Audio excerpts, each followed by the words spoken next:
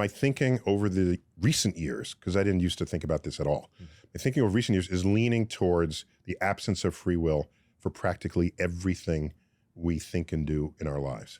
And I base that on the fact that over time, things that we have done as people in our species, at one time was you are totally to blame for that, or just something you did, or something we've learned, no, this person is more susceptible than you are to addiction.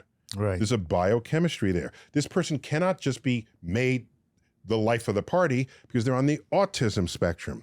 They don't control that in the way you might think they should, just because you're the life of the party. As you add up all of these things, let's go back to epilepsy, where before that was even a word, you were occupied by the devil. Did you do something bad? Or, well, you knew it was not, everyone knew you were not in control of it. But today, no one is saying, did you have the free will to not have an epileptic seizure? Of course not. Do you have the free will to not be depressed? The person who's ready to jump off the bridge, in that instant, do they have the free will to not jump off the bridge?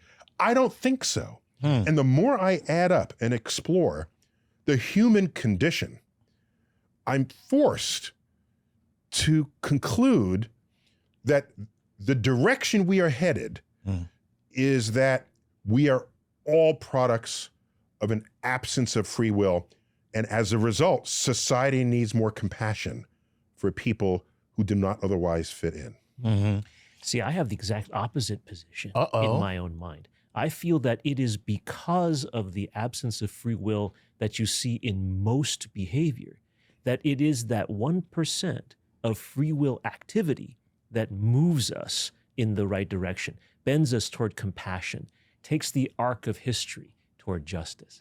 But but going back to what Neil just said, there are people who actually suffer from personality disorders, that suffer from brain disorders, where they can't do what you just said. They can't express compassion. They can't move towards the... There was a day when no one even thought to analyze it that way, as a brain disorder. Yeah, you were just an a-hole. Yeah, exactly. That was it. Now, if they can't, you can.